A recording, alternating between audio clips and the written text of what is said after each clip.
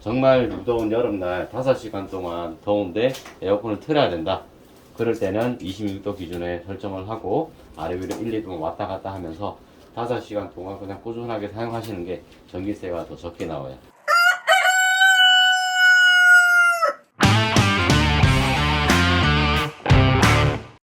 여름철 에어컨 사용에 있어서 우리 고등학교 학생이 사용할 건데 전기세를 그나마 저렴하게 할 수 있는 방법 좀 알려주십시오. 네, 여기 보시면 전원 버튼 이제 눌러가지고요. 현재 온도 설정 온도가 18도 온도인데 온도 설정을 26도 기준으로 넣고요. 이제 아래 위로 1, 2도만 왔다 갔다 하시면서 정말 무더운 여름날 5시간 동안 더운데 에어컨을 틀어야 된다. 그럴 때는 26도 기준에 설정을 하고 아래 위로 1, 2도 왔다 갔다 하면서 5시간 동안 그냥 꾸준하게 사용하시는 게 전기세가 더 적게 나와요. 그러면은 5시간 동안 한 번도 끄면 안 되는 거예요? 자, 그때 많이 시원하니까 에어컨을 이제 전기세 많이 나오니까 이제 꺼야지. 그럼 꺼요. 그러면 한 30분, 1시간 있다가 또 더워져요.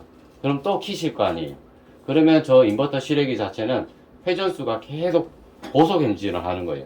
26도 기준의 설정 온도를 놓게 되면 제가 실외기가 설정 온도에 진입하게 된다. 그러면 회전수가 40에서 50%가 줄어들어요. 제 운동 에너지원은 전기잖아요. 그렇기 때문에 회전수가 줄어들면 그만큼 전기가 덜 나가는 거예요. 그래서 옛날 에어컨보다 인버터 에어컨이 전기세가 적게 나온다 라는 부분이 이렇게 했을 때만 가능한 거예요. 왜냐? 시원하니까 이제 다시 껐어요. 그러면 다시 또 켜야 돼요. 그럼 쟤는 계속 회전이 고속 회전을 하니까 그때 전기세가 더 많이 나오는 거예요. 잘못하면 옛날 에어컨보다 더 많이 나올 수도 있어요. 그러니까는 쉽게 얘기하면은 5시간 동안은 켜놔도 전기세가 덜 나온다는 거죠? 그렇죠. 껐다 켰다 계속 그렇게 하게 되면 네. 전기세가 더 많이 나올 수 있다는 부분이 실외기가 계속 세게 도니까 실외기 운동을 많이 하니까 더 많이 나온다는 거예요. 저희가 26도 기준으로 놓게 되면 계속 꾸준하게 계속 쓰시잖아요. 그러면 쟤는 절반 정도만 도는 거예요. 실외기가 전기를 절반 정도, 예를 들면 절반 정도 적게 먹는다는 거죠. 근데 시원하니까 이제 껐어요. 그러면 또 금방 더워진단 말이에요. 한여름에는. 그렇기 때문에 차라리 에어컨을 가동을 해서 시원한 바람이 필요할 때는 그냥 적정 온도 수준 그 정도 놓고 쓰시는 게 좋고요. 반면에 18도 온도까지 낮출 수는 있지만 그 온도 때까지 내려가지는 않아요. 이 실내 온도가. 그러면 얘는 계속 고속 운전을 하는 거예요. 실외기가. 그러니까 적정 온도 26도만 놔도요. 한여름에 여기 시원해요. 적정 온도가 26도 플러스 마이너스 2 1, 2도만 왔다 갔다 관리를 하고 네네. 5시간 틀어놔도 네네. 전기세에 별 영향이 없다. 그렇죠. 요즘 에어컨들은. 네네. 네. 그리고 그다음에 여기 보시면은 냉방 제습이 있어요. 예. 한번 누르면 제습, 또 누르면 냉방. 예. 그리고 쿨파워가 있는데요. 이거는 파워풍. 굳이 여기 안방 공간에서 쿨파워까지 할 필요는 없어요. 뭐냐하면 기존에 나온 냉기보다 영하 3도가 더 낮은 강한 냉기와 강한 바람이 나와요.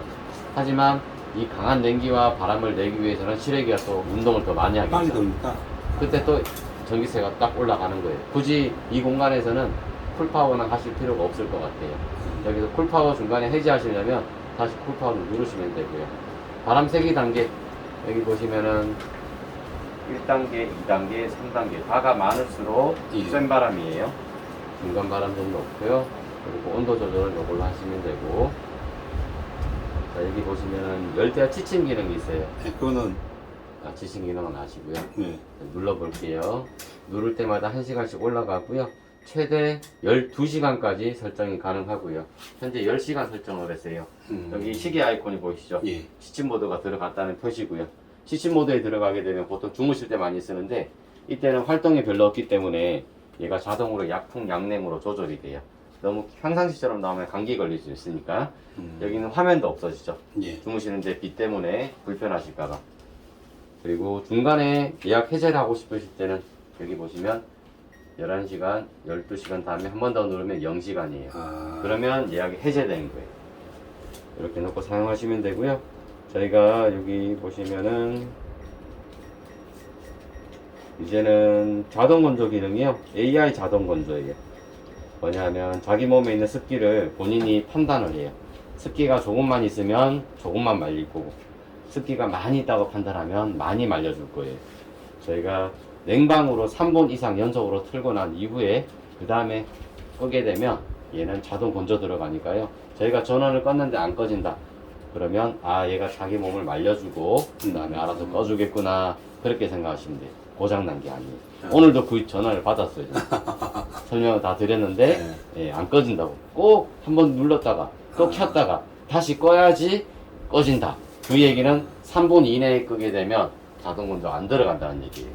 여기서 저희가 전원 한번 꺼볼게요. 저희가 전원을 껐어요. 근데 여기 숫자가 나오죠. 예. 이게 몇 분이냐라는 말이고요. 이때는 자동 건조 들어가고 있는 거예요.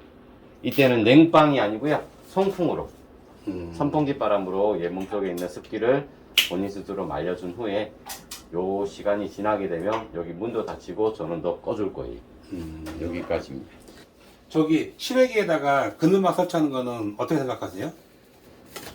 그거는 또 다시 한번 또 다른 예를 들면은요. 그 매립배관이고 실외기 실이 있는 공간이 있잖아요. 아파트에 예. 보면. 예. 근데 공간이 되게 적어요.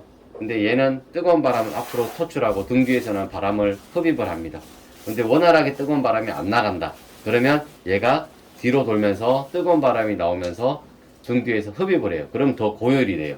자기 몸이 너무 고열이 되면 오디 현상으로 얘는 실외기 가동을 멈춰요. 자기 몸이 다칠까봐.